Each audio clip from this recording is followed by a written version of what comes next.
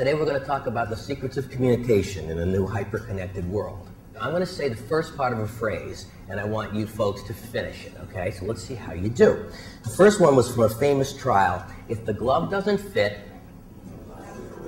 okay, that's very good. Check off your scorecard here.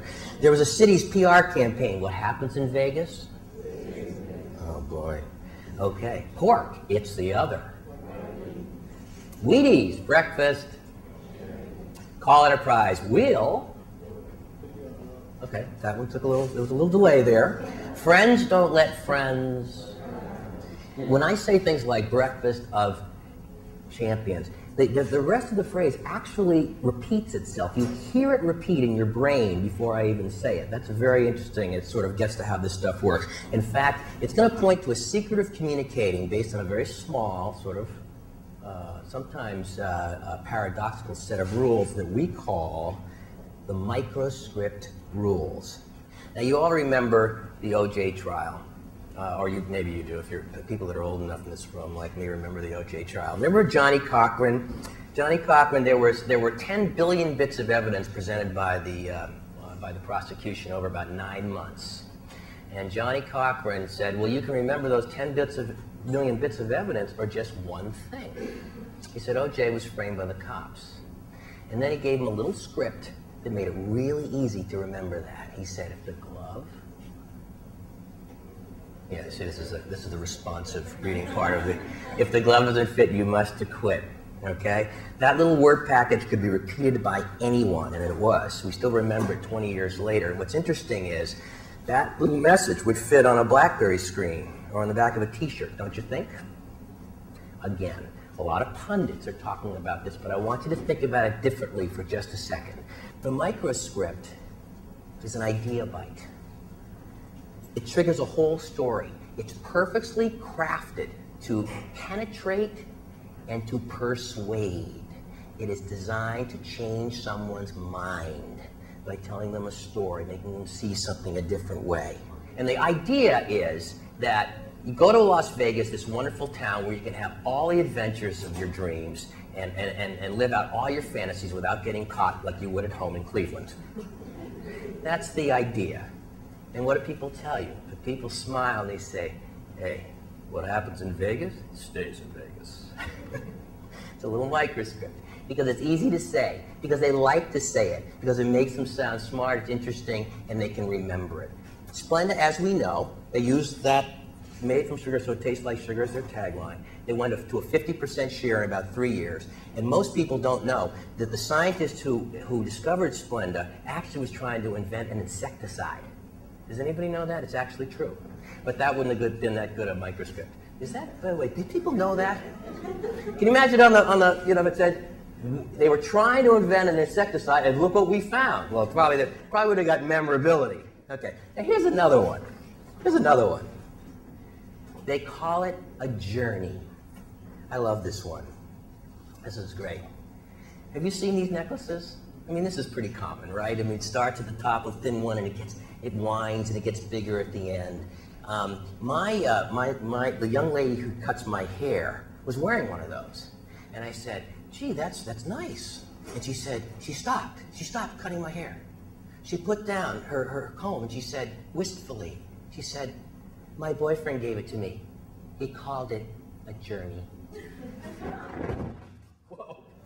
Now, wait a second. I said, wait a second. I know her boyfriend, Anthony, who works for construction in Branford, Connecticut, and he didn't make that up. The smart jewelers they furnished him with this wonderful set of words that he was more than happy to use when the time came, and said, it's a journey. It made him feel, it seemed eloquent, it made him seem loving, and the journey went straight to her heart. So that was another incredible one. And then there's one of my favorites all time here. Pork is the other white meat. I mean, what a great line that is. The waiter used it on me to sell me on the pork chop special the other night instead of the chicken, I have to tell you. I said, you know, I want to eat lean. He said, but wait a minute, it is lean. The pork is lean, don't you know? Pork is the other white meat. I said, okay. He said, it's the bacon you got to stay away from. Now, I had heard that, of course, but I It was all I needed. It reminded me, gave me permission, and I ended up getting the pork, which was actually quite delicious. Microscripts work one-on-one. And as a matter of fact, if you want it to work 1 to a zillion, 1 to the planet, that isn't going to work unless it works 1-to-1 first, me to you. That's the ultimate test of these things. You start at 50,000 feet, you start from the ground up. So small companies can do it, you don't have to be giant, and you don't have to have a big advertising budget. So we had 5 people. We were competing against Visa, Microsoft, and Quicken with our little tiny company. And they were all saying, we have easy to use software. The problem was that it wasn't easy. It was intimidating, it was scary. If anyone's have done Quicken or done those things, a lot of stuff. Most people in the country do not balance their checkbooks, and we knew that. And the banks wanted easy. We had a product that really was easy. The problem was, we also found out that big banking institutions did not want to talk to a little 5-person company like us. They didn't want to talk until we found a metaphor. And we turned it into a few microscripts that were irresistible.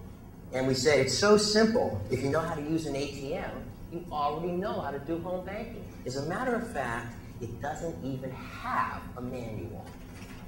We put our money where our mouth is. It doesn't have one because it doesn't need it. Now, there's 4 microscripts. The first one is the name itself. Home ATM, it's a microscript.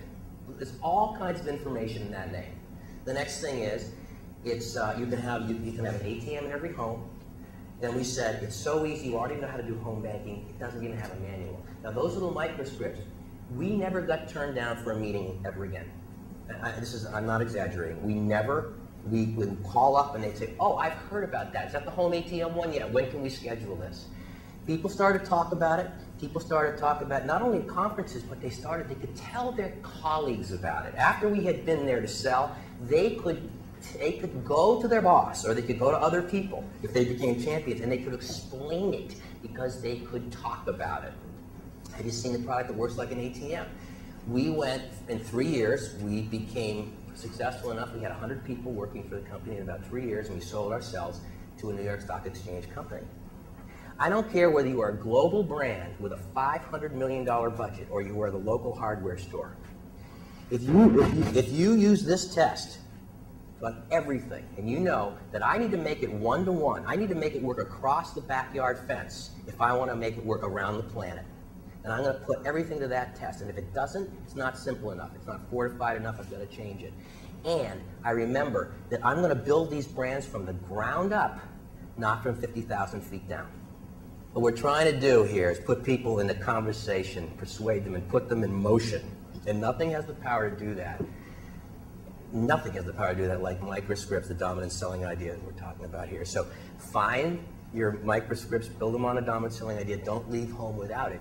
And you will be on the road to greater success, greater sales, greater profitability even, in this age or any age.